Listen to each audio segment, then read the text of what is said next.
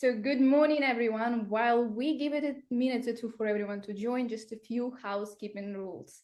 If you have questions during the session, please feel free to drop them in the Q&A panel here in Zoom. We will have a dedicated Q&A session right at the end of our webinar. Also, this session is being recorded. We will send the replay right after the event.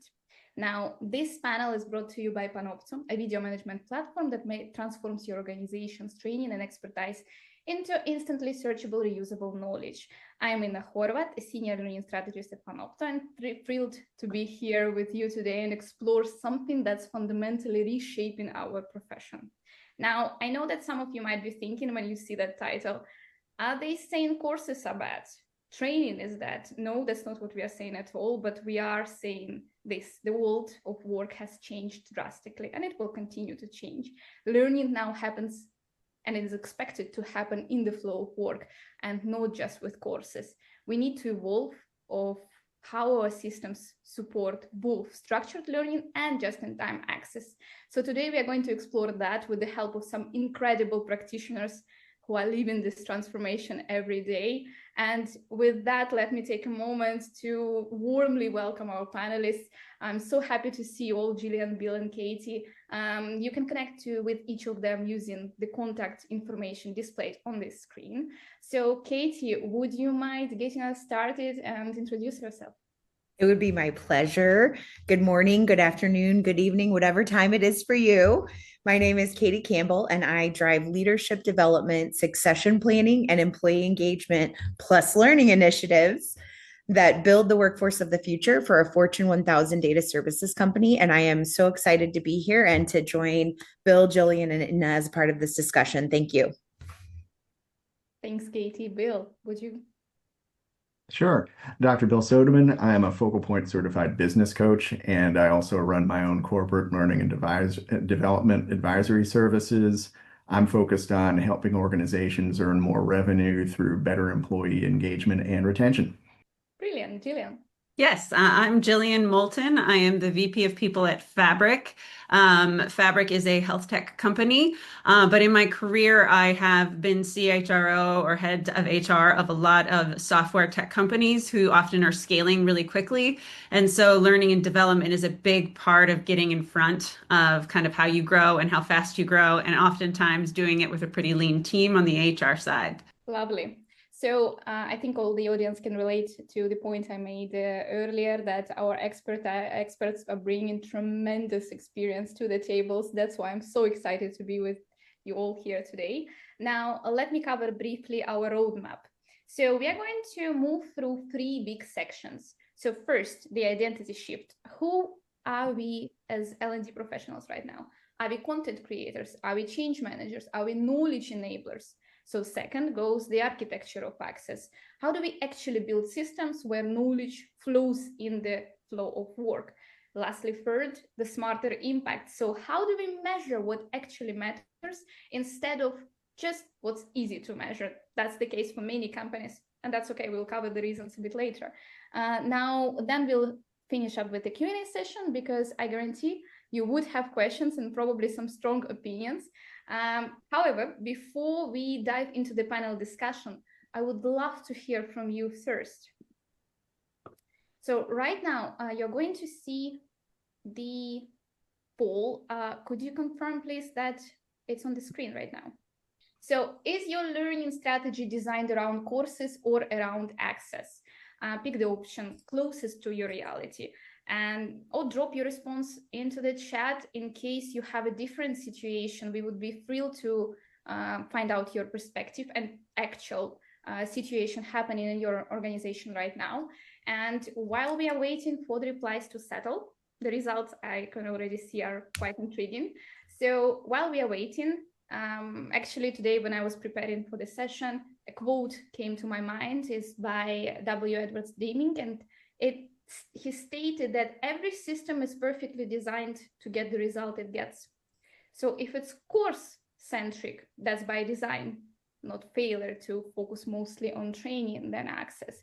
So the question is that we would cover later, are those still the results that we need? So what is the system of the future learning and development look like? that's why we are having Jillian, Bill, and Katie here share their perspective. Lovely. So Jillian, Bill, and Katie, what are your thoughts? If I had been able to vote, I would have picked the top choice as well. That's all. Yeah, I would, if I would have voted, I would be the balance of both. Yes. Because like the desire to be custom is a real balance. Yes. And if I were voting, I previously was a chief learning officer for a large nonprofit. I would have picked number 3 as well. Balance is tough, but that's what we were being asked to do. Absolutely. Yep. And I love that we've covered so what our audience thinks of the topic in general. And we are free to move to the first block of our discussion, which is identity shift. So let's dive into the first very big question. Who are we as L&D professionals, in your opinion? Are we content creators, change managers, or knowledge enablers?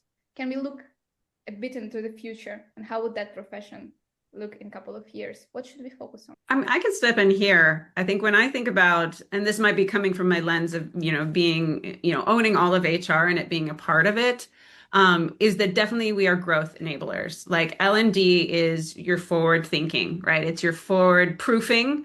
And all investment that when I, go and set my budget and make a case for it, it's always that this will help us do our job better, faster, stronger, and then on different time horizons. Bill, Katie, what do you think? How does that fit into your organizations? And Bill, you're a consultant, so you might have totally different perspective. Am I right? Okay. Yeah. I have a running joke. Where I live, I have a hat rack on the wall, and I'm always switching hats, even as a consultant. Sometimes I'm asked to do content creation. Sometimes I'm asked for advice on change management. Sometimes it's KM and enablement. And, sometimes it's, as Jillian said, growth focused. We have to, as a consultant, I have to be pretty flexible, but I'm seeing more organizations having to be agile in terms of learning and development and how they craft and deliver. I think that's a great analogy, Bill. I was thinking initially when you posed the question, do I have to pick just one? Because generally there's a place for all of those things depending on the use case. And I like being able to shift between them, but also appreciate that, different places might need different things than others. So if it's a required compliance learning, for example, there might just be a one size fits all, and that's for a reason. And in other cases, that doesn't make sense. So it's nice to have the option to be able to pick what suits the situation and will, to Jillian's point, deliver the best result and the most growth and the business results that are all going to, at the end of the day, decide what we get to do. Absolutely. Thank you for these honest answers. I love that, because when you go on right now on, let's say, LinkedIn, every second post is telling us what to do, who to be. And this is very linear position, right? We are change managers. We are supposed to enable knowledge. We are content creators. So I love that perspective. But right now, I would love to bring us back to the opening poll in terms of, let's cover access a little bit more, right? So do we have a training problem or an access problem?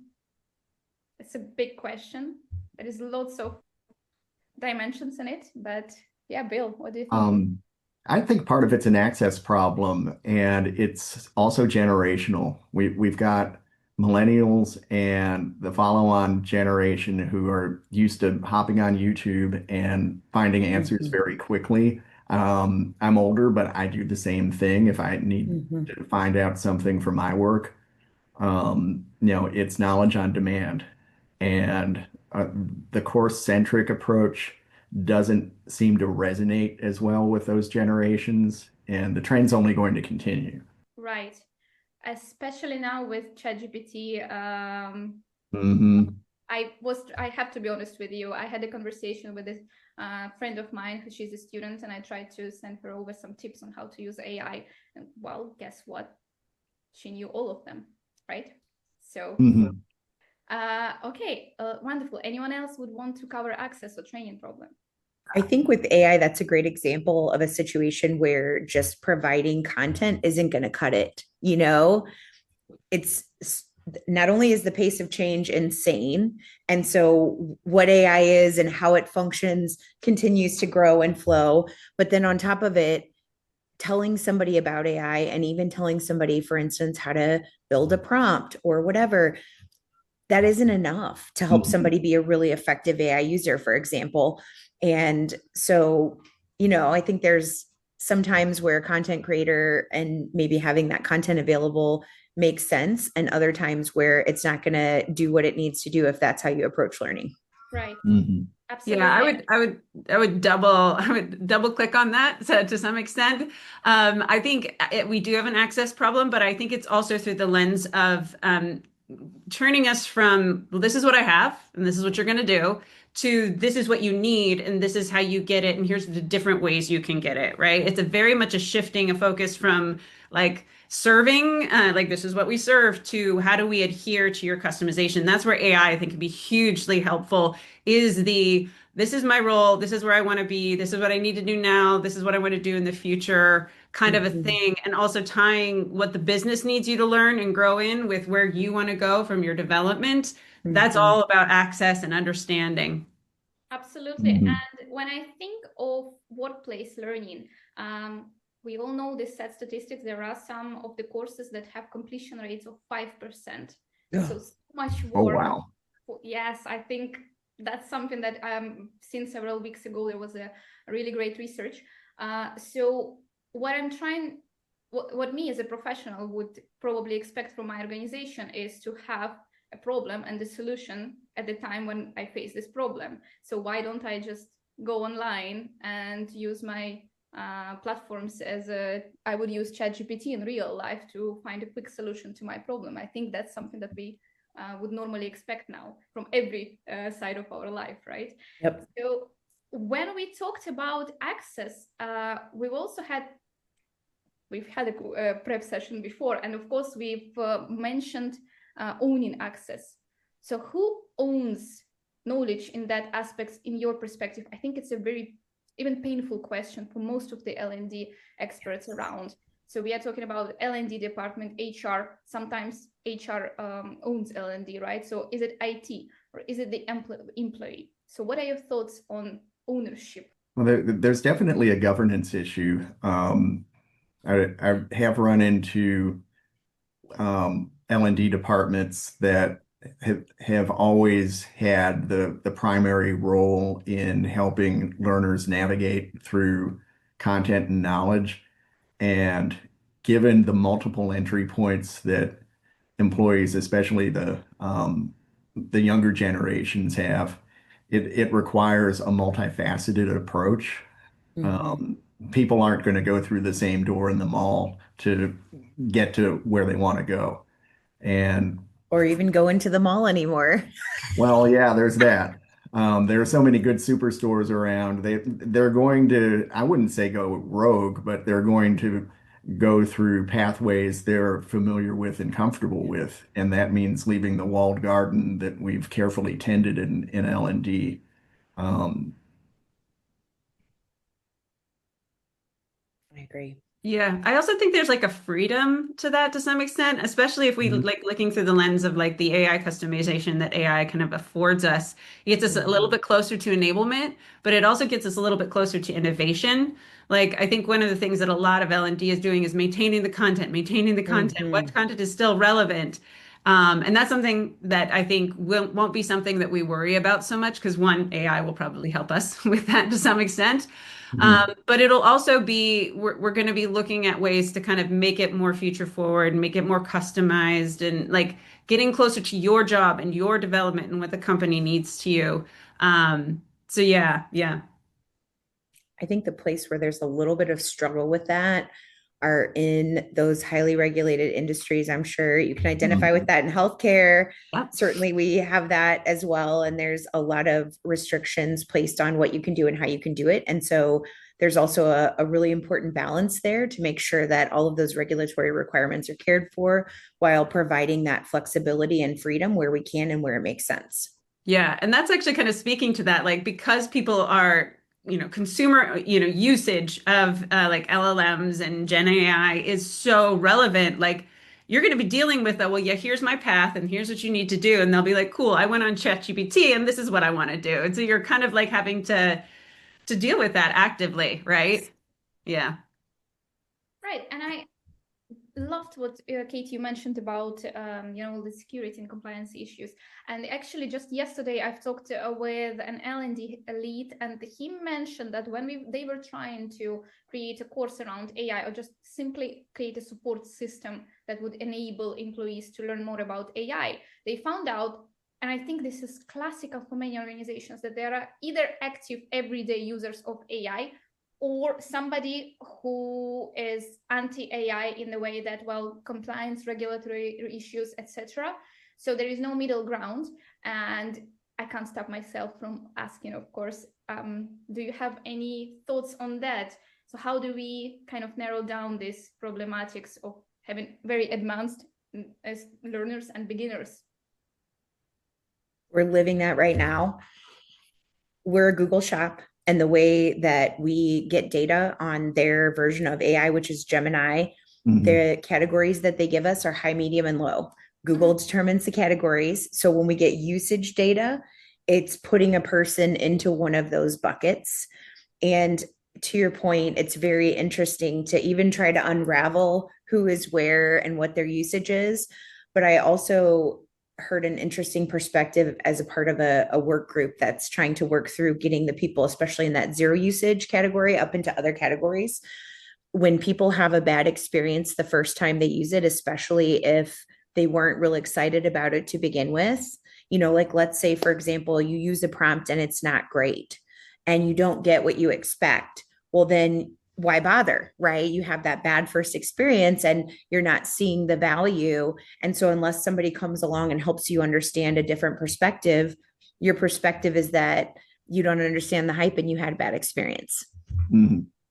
Yeah, we have the same. And I think part of that is also taking, and in a way, you'll always have different levels of maturity on learning. But I think one thing that we are doing is who are the power users? How are they using it? What do we want what do we want to make them mavens within the organization, and how do we align the AI influencers? Yes, because if you have a bad experience, you need a friend that tells you, no, you got to try it again this way. And the more of that we can get, the better, for sure. Yeah, the technology is changing so quickly that people who tried AI or an LLM even last month, there may be something new that addresses those issues. Totally. But they had their Goldilocks moment. They jumped in. It was too hot. It was too cold, and they don't want to jump back in. Yeah, I mean, we're talking about identity shifts, so it seems like we are also in the stage that we are going to provide support systems, not just to acquire knowledge, but to experiment, and that could be a really great thing. So we've talked about the identity. Now let's talk about architecture. So how do we actually design learning systems that work in the flow of work?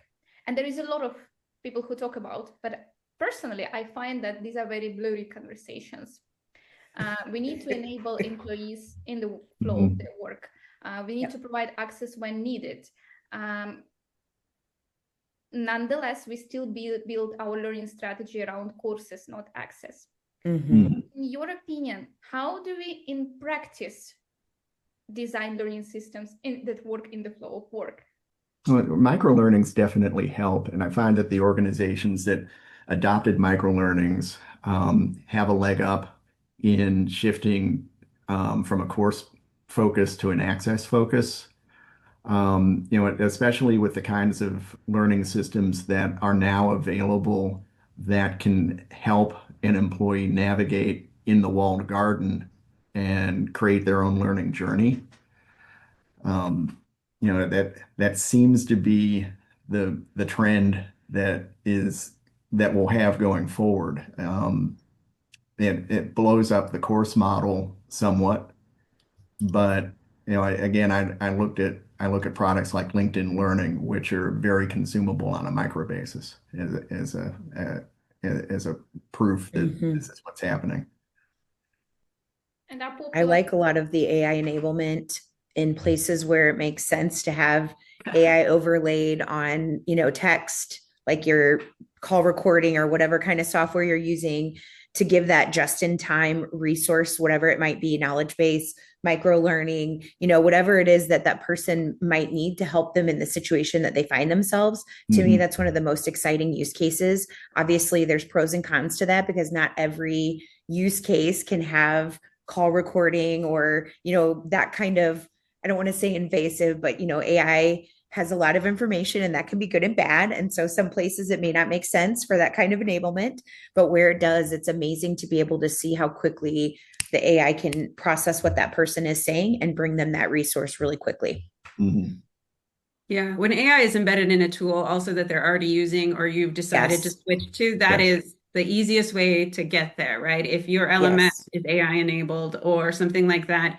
And then you can focus more on the early adopters with the kind of more emergent stuff, or kind of like to figure out what's best. But when you already have something and then it gets AI enabled, then you're just training people how to use something that a home that they're comfortable in that now has a new wing, that's the easiest way to do it to some extent. That's a great analogy. Yeah, it's kind of like having a smart home.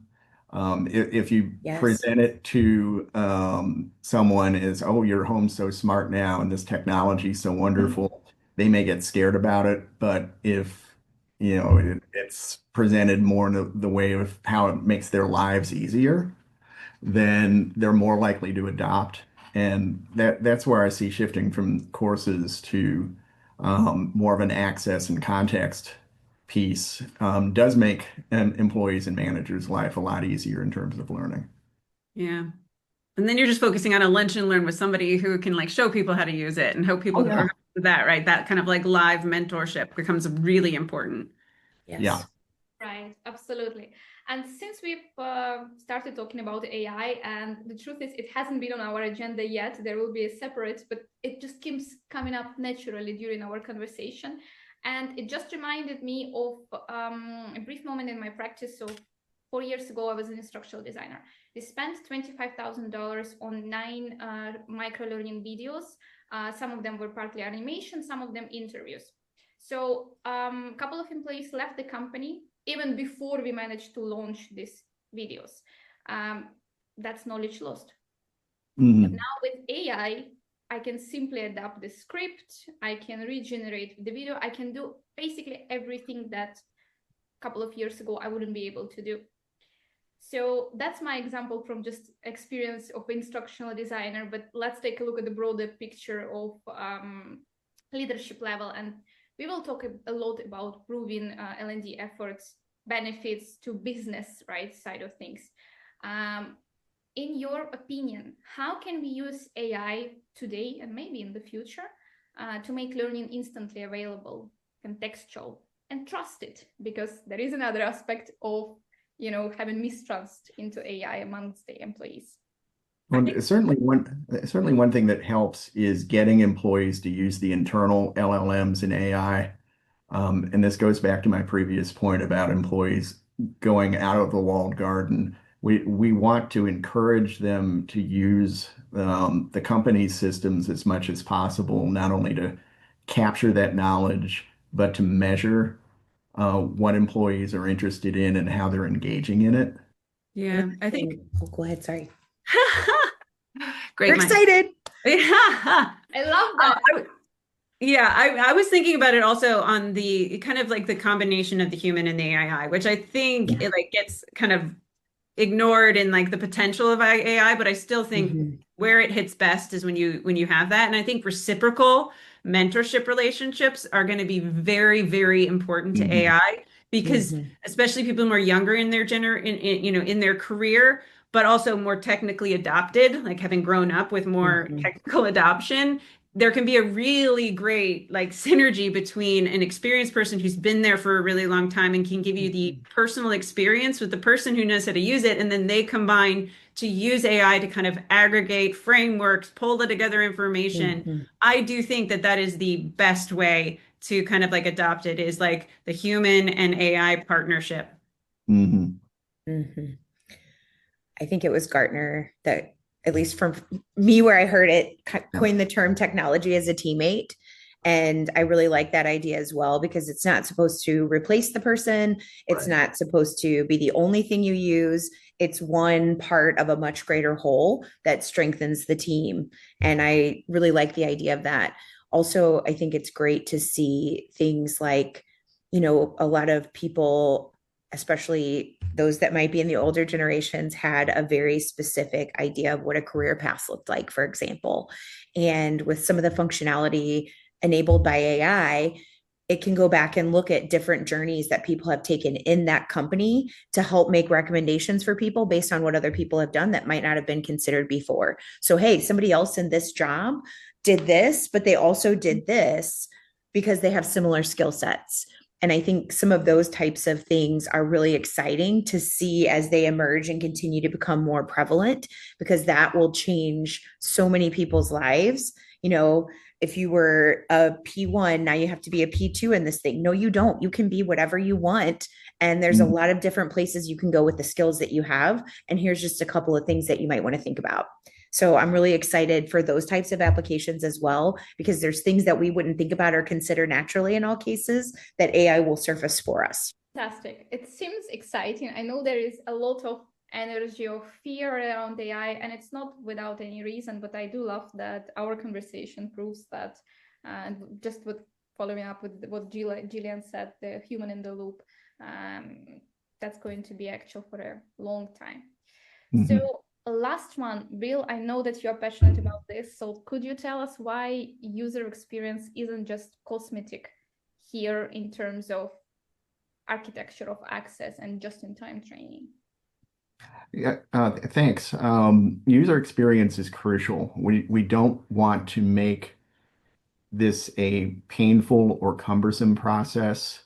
Mm-hmm. And, I read an article yesterday about a journalist who decided to not use AI for a day, and he was down to using a paper map to get around the city, because the AI is enabled in the GPS and the mapping software. So, getting back to the UX, it needs to be as easy or even easier than the UX that we provided with legacy systems, so that the employee or the manager doesn't need to think so much about deliberately using AI. They're just using it. Yeah. Also the amount, like, that just makes me think of like the amount of knowledge that, like, my kids. So I am part of that generation that, we had we didn't have phones in our pockets, right? And now it's everywhere. But it thinks about my kids, there's certain knowledge they won't have to have in their brains, like your home phone number, your all of that stuff. Well, hopefully they'll have that one. But but like directions on how to get places, yes. Right? Like that is one thing that just from the point of view of learning, if you don't like, that's not something you're going to need. And some people can be like, oh, that's bad. But that means that you have space to learn the next level and the next level and the next level. And that is like hugely fascinating to me. And I'm excited for them. But it's funny when you said that, I was like, yeah, I remember doing that. I remember being in the back seat with the necklace. Yes. Yes. Right. But that's a great point. It does give a lot of space and freedom. And, some of those walled gardens need to really be thoughtfully and deliberately pruned to make sure that the knowledge they include is continuingly relevant, as opposed to, like you said, skills that are no longer needed. Right. An unnecessary but a funny piece of information is that I caught myself on a thought that I was showing off with my skills of navigating Paris. So I told to my friend that I know Paris very well. I have never been lost there once. I've been there several times. Then it crossed my mind that it's just because of the Google Maps. So I don't know if that counts. In any case, we are living through very exciting times, and in L&D, I do feel that a lot of us have thought at least once, I'm asked to do more than I can, more than I have time, more that my role responsibility is state, and that's because learning sometimes becomes chaotic, right? So could AI help us shape the profession in the way that we will finally feel that we are catching up? What do you think? Great question. This does require a mind shift in how we measure the overall success. With a course-centric approach, it's easy, engagement, completion rates. But AI requires a more agile approach to measurement. We'll always have courses, that for compliance, courses are a great way to make sure that people tick the boxes and get the content, but we can layer on AI on top of that. So when people have a compliance question in the flow of work, they can get an answer to that. And we can also measure that. Yes. Yeah, I also think just the time the time sucking activities of learning and development will become easier. Maintenance, discovery, all of that stuff will be highly empowered with this. Mhm. And in some ways, like participation, I think will become less of a metric and more in kind of like aggregation and the amount of people that, and then of course, how does it reflect in the job and the performance and things like that, which you can start pulling together with AI, connecting your LMS with your, performance management and being able to really have metrics that kind of where you might have to do it in a spreadsheet now will be like a full loop, like analytical dashboard, which is insane and wonderful. Love that. Mhm. Even needs assessments, trying to Yes. figure out what the problem is. And, is this a training problem? The favorite question we all love so much. We, thinking about engagement surveys, even I did a qualitative dissertation for my doctorate, and coding and unpacking all of that took months.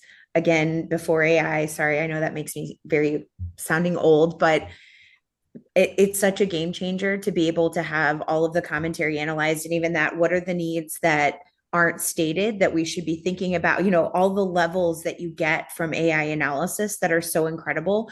And it takes 10 minutes. Of course, a person has to make sure and validate and actually read through the comments to, confirm the results. But man, it's so much faster. I spent so many months of my life doing all of that not stupid.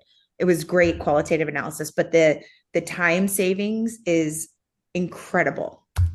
Yeah, Mhm. just on like what you're talking about, like commentary and sentiment analysis, the Yes. amount of like less hallucination you're starting to see in the results of that is Right. exciting because I can tell you the Yes. amount of time I've gone through, read every commentary, 500 comments, whatever, and I'm like trying to define, from my gut feeling the sentiment. Yeah. Like I still want to be there, I still want to get that, but just the ability to Mhm. do it in an aggregated way is insane. Yeah, And synthesizing is crucial. yes. And I did a qualitative dissertation as well, Katie. We're limited as people. We can only keep 7 to 10 pieces of information in our head. So the ability of AI to synthesize that information and find patterns we normally wouldn't see without having to do crazy amounts of coding or slip into other forms of analysis is crucial. Right. When I reflect on my journey, I used to be a teacher, transitioned into instructional design, and manager, etc. Now I'm here with Panopto, right? So I do remember the days when I was trying to transition into L&D, and while coding, for was one of the most required skills when I was applying for jobs. And right now, if you take a deeper dive and just analyze instructional design positions, it's rarely stated. So, and that's like been 5 years, maybe a bit more, but the amount of impact AI has already created on a lot of jobs, not just ours, is mind-blowing. It is a little bit scary even. Mhm. What I also sense is that so with Jillian, I loved your example on connecting your learning platforms with knowledge performance. And there is just a lot of so much data that we can potentially gather, be able to analyze. Predictive analysis is one is coming to the picture here. Yes. But I do know what some of our audience members might be thinking.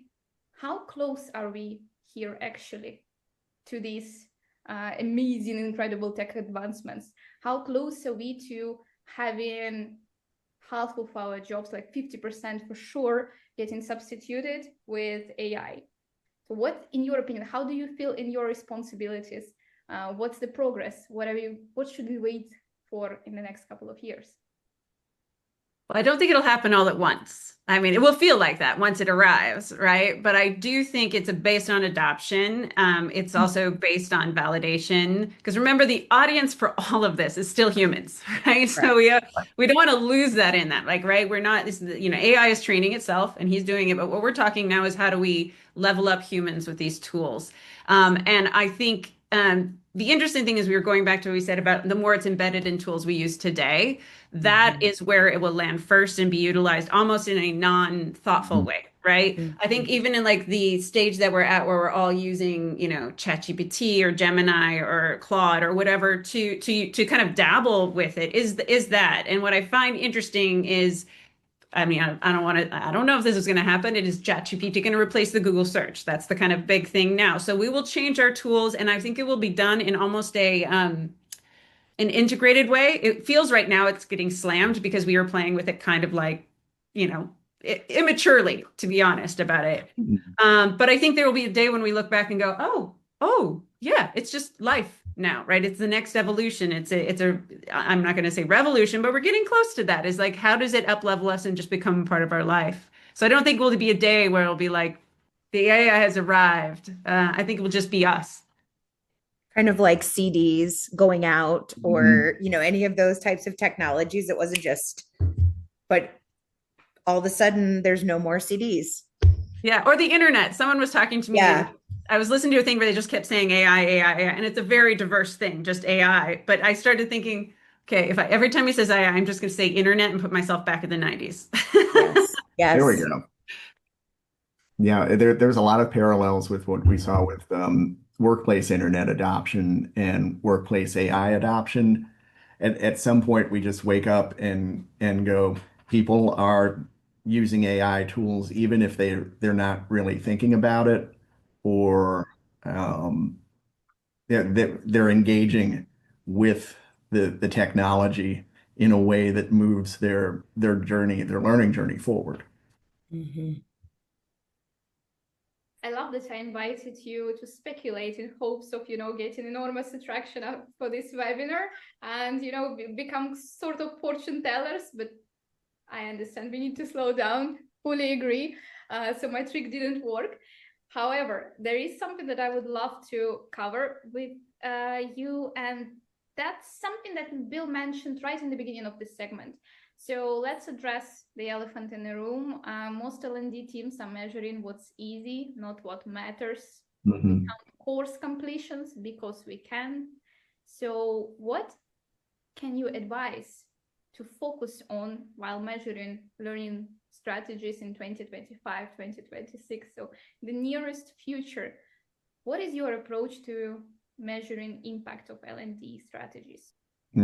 Just get in there and start experimenting as an L&D department with dashboards and LLMs to try to determine, are there measurements that we can get access to through AI that are just as good or even better in terms of application and performance measurement. To me, that's crucial. Because as we all know, completing a course does not mean we have mastered the material. Performance is a far better measure of knowledge acquisition and skill. If you don't start any learning and development, AI or not, program, body of knowledge, tool, whatever it is, with business outcomes in mind, then you shouldn't start it. Right. I appreciate the need for other things and recognize that things like compliance and other are, perhaps like there's a risk associated with not doing it that is the business cost that we're avoiding. But at the end of the day, if there's not a business outcome in mind, why would we do that thing? To me, HR learning, my boss has this idea of our team being a profit center. And I love that concept because at the end of the day, we're all driving business outcomes. And whether it's an AI thing or not, we won't have jobs if we're not able to deliver those business results. And I imagine Jillian has a lot of thoughts on that as well. So I don't want to keep going, but if you don't have a business outcome in mind, you shouldn't do it.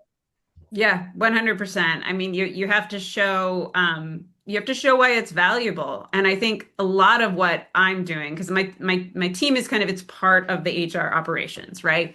Mhm. And a lot of my team, what we're doing is going and talking to department heads of what would be development. Is there someone on your, give me an example of someone on your team who you'd love to kind of like up level, and what would that look like? So you start getting a really close to what success is for them. Because yeah, there is not a CTO I'm going to ask who's going to be like, if they complete, your security training, done.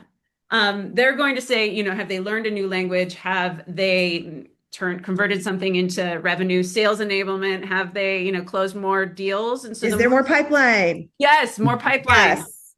All of that. Do they have more skill sets? Are they ahead of where we're going? I mean, also the company I'm at right now is a result of many acquisitions. So it's also like integration. Does people know each other? Like there's that element too. But you have to get with the executives and the business leaders and the goals and the revenue, and like the goal, L&D has to be directly related to that. Yeah, I remember bringing a participation rate earlier in my career to a CEO, and he was like, "So, like, did they like? What does that mean?" Like, he was like utterly mystified why I would bring that to him, and I really took that to heart. I'm like, okay, yeah, no, participation rate means you're getting the horse to the water. Now you have to measure how they drink. Mhm. Love And, it. and that's a really good point. Senior leadership at the end of the day is far more concerned about performance. In my practice, it's revenue growth, but that comes from upskilling as well. Right. Absolutely. And I love the analogy that you're bringing the horse to the pond. That was something that I've been thinking about. And it's kind of connected to what we started from the identity shift. Are we change managers? So just to give you a brief example, this year I was in Rome at the training conference, and there was a wonderful panel where we talked about the role of L&D professional in the future. And one of the directors had mentioned, well, we are expected to become change managers, but most of my employees, most of my teams are LMS administrators, and that's what they have performed their entire career. They Mhm. mostly have admin roles. So how do I expect them to become change managers? So what do you think of this aspect, profession-wise? What do we need to focus on personally? For me, it's been always, it relates to what Katie mentioned.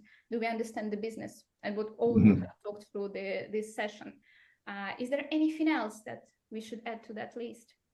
I think if L&D can think of themselves as change managers towards what we want to be, rather than Mhm. receivers of what happens. I think the best learning I've ever done was proactive. It always is, right? It's kind of like, getting me forward. And so I think if you are getting to a place where you're just receiving, you're just administration, you're going to fall behind. So it's how do you turn yourself into, okay, where do we want to go? And are we building what we need to get there? So changing into, because change is also always happening all the time. I love change management as if it's a period that we get to focus on. It isn't. So yeah. But what we can do is kind of change towards what we want to be. There's definitely an aspirational piece, and it's ironic because the learning process itself is aspirational, but we as a profession, we've traditionally fallen back on completion and engagement measures, which completely deny the aspirational piece of what we want to be as an organization and where we're going. And the the cool thing about change management is it can get people excited not only about the direction of their organization, but their own personal journey. Yes. And when you think about especially the need for having that why and that tie to the greater story or the greater whole or the greater good, I do not mean to sound in any way disparaging of the kind of like standard measures. Those exist. They will Mhm. always exist. There may Yes. always be a place where that is necessary. So I should have started by saying that part. But when I think about what I get excited about, driving change within the business and being able to help lead the charge and execute against those critical business imperatives, that's what really makes me get out of bed and say, this is awesome and I'm doing something great. And I think most of us need to feel like that about our jobs anyway. So Hmm. my hope would be that if somebody found themselves in kind of an administrative type role and we're thinking about how they could be different or what could change, those would be the things that I would look for that I got excited about. And then I would try to drive in that direction. Right, absolutely. And on my behalf, completion rates also, at least in my perspective, exist. It's not just to make sure that the learner observes, perceives information, but it's also, when we talk about compliance, it's basically, a signature that, hey, we warned you. So there is a reason completion rates exist. Although there is a global company, I'm not gonna disclose the name because their leader has asked me not to, but they're up to the last year, the only measurement they have provided to their leadership was NPS. Hmm. So when we talk about driving change, adopting AI, providing access, are there any strategies to help organizations settle for more? Meaning that this kind of situation, the example with NPS, it was expected from them, right? That's why it continued for so long. So how can we show our value and shine light on providing access in the flow of work more than providing just another training, just another course? I like the idea of course, giving people the information, but then especially with AI, giving people the ability to try it and do it and feel it and touch it and see it. Most adults, that's how they learn. There's, of course, a few exceptions for people who learn differently, which is always great. But a lot of learners that are adults find themselves in a situation where they're not going to really know it or feel good about it or move into that permanent, really having it and retaining it without getting to do it and try it and practice it. And to me, one of the most exciting applications of AI is those ability to be able to have a safe place to practice things, set up a rubric and let the AI tell you what you did or didn't do well, or what you did or didn't say. Like when you think about a sales pitch, nobody ever says things exactly the same, but did they say the core most important things that we're expecting them to deliver as a part of that message, for example, or a presentation even? Did they deliver against the key points that you were expecting them to? Little things like that where AI, I think, can really make a difference is just giving you a safe place to practice. It's scary. Practicing with your boss, of course, is awesome. And I love that my boss would be willing to coach and provide me with feedback, but I also don't want to look dumb in front of my boss, right? Mm-hmm. So if I could look dumb with AI instead and then be better with my boss, I would love that. So that to me is one of the most exciting places where I feel like AI is going to be such a game changer. Yeah, I think multifaceted learning is also it. Like every company I've ever gone to, if they didn't have one, I'm like, we have to do a mentorship program immediately, right? Because there is that, yeah, you don't want to be, sometimes you don't want your boss to be your mentor. You need someone else to kind of ping things off of. And I think especially with new tools and with new technology and the adoption of them, talking to humans is a great way to be comfortable with it. So I think in addition to learning and then also AI enabling you to access dormant information, like we use Confluence and kind of like using their Rovo AI to find out what you need. All of these things I think we can't just think of it as one way. It has to be, Yes. the multiple ways you learn, because it's honestly how we all learn, right? Hmm. And going back to a previous comment we had about AI being a work partner or a teammate, the AI is patient. AI doesn't judge you.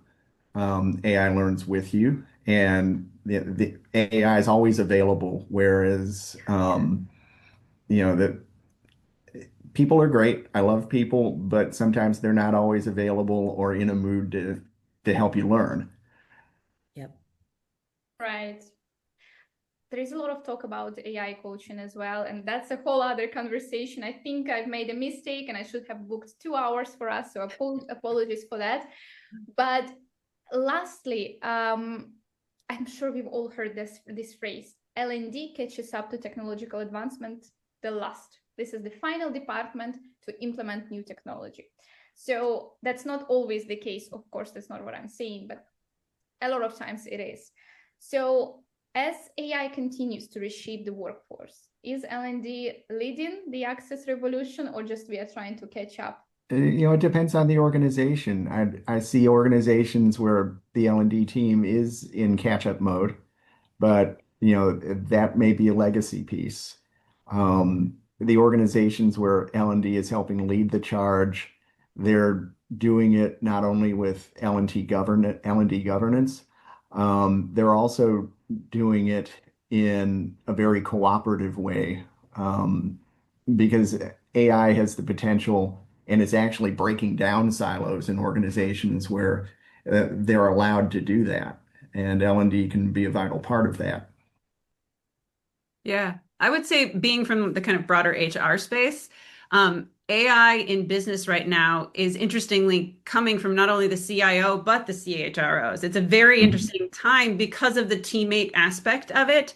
So in that ways, I do think that this is an opportunity for L&D and HR in general to step forward, right? Take it on. And we are the ones that do it carefully with good amount of risk tolerance and all of that. But it's an opportunity for us to kind of like jump on. I love that partnership and that cross-functional highlight there, because I think that's a really great call out. It isn't just one group or one area. And the other thing that seems to be happening a little bit is everybody's excited about it and kind of doing something, but we're not always coordinating together. So there's a great opportunity not only for L&D to be a part of that leadership, but to help link arms with others and all row in the same direction. I think that's a brilliant note, inspiring one, I might add, to summarize our conversation with the Q&A session.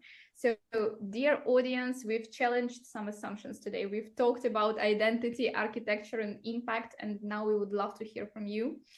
Challenge us back. So what are your thoughts? Please feel free to use the Q&A feature of Zoom to drop off any questions that you might have. So, as we wait for the replies, I did have a feeling that we are sort of addressing elephant in the room. I know I mentioned that, but on every single question. I think there is a lot of questions that L&D experts are typically facing right now, and there is always this blurry, unpractical answer that, well, you know what are the most answers on LinkedIn per se. But what I loved about this conversation is that these are real practical expertise-backed replies, and for that I'm truly grateful to Jillian, Bill, and Katie. That's been, for me personally, I've received tons of information. Thank you for that. All right, we've got our first question. So Hamza, thank you for being here, is asking, do you think that being involved in the analysis process manually without heavily relying on AI can enrich the learning experience by offering deeper insights that might not emerge through AI-based analysis? Now, there's certainly a role for sense making, which humans do far better than AI does. We understand context, we understand politics better than an AI does. There are pieces and many pieces where we have to be part of that loop and not only provide value, but learn how to provide that value in a sustainable and ongoing way. Fantastic. Katie, you had something to add? Well, I read somewhere that, and this is probably maybe not correct, so I'm not saying that this is grounded data, but like 40% of AI comes from Reddit. So of course, there should absolutely be validation and or even maybe side-by-side analysis, people versus not. So I think Hamza's question is a great one, and love the call out there to make sure that there is partnership or oversight or even separate analysis or parallel analysis going on. Yeah. I go back to the audience for all of these insights is us. So we need somebody in there making sure that it makes sense, right? Because data, any data analysis, when you turn it into an insights, is a translation. It's an interpretation. So yeah. Great call out. Absolutely. All right. We have one more question from Anne, and here it is. So Gen Z and Gen Alpha are going to change L&D. How do we prepare? Now, personally, I have a lot of thoughts on generational theory. But yeah, go ahead. You know, Gen Z and Alpha are already making those changes themselves, especially as they step into more opportunities for leadership in not only in the field, but in their organization. It's fascinating to watch as a consultant and as a practitioner, just how these generations are not only adopting AI, but asking good questions that we have been needing to face for a long time. Speaking of mother of two alphas, they already asked me questions that blow my mind. And they the other thing is like they don't ask me sometimes. They're like, "Mom, can you put ChatGPT on? I have a question for them." And like that's the other thing. And then they'll talk to me to validate it.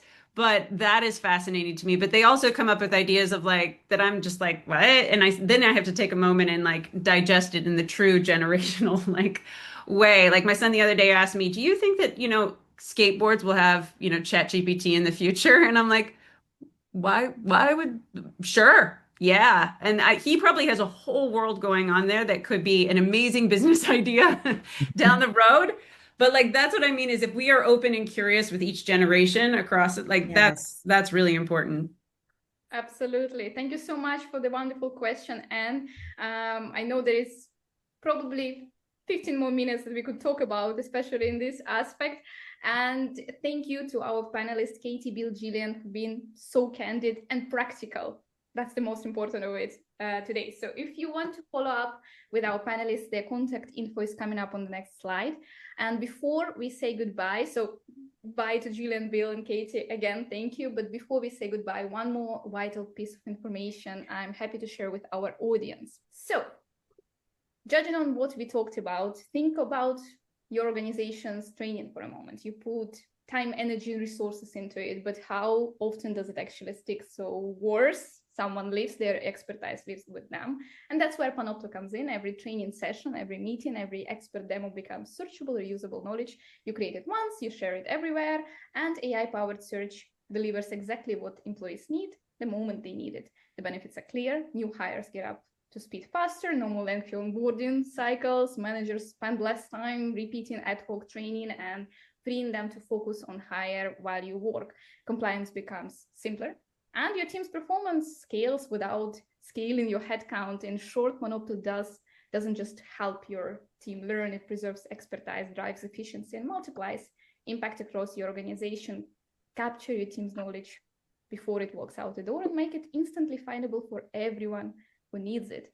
Thank you so much for everyone being here and engaging so thoughtfully. If you want to learn more about Panopto, our team is here.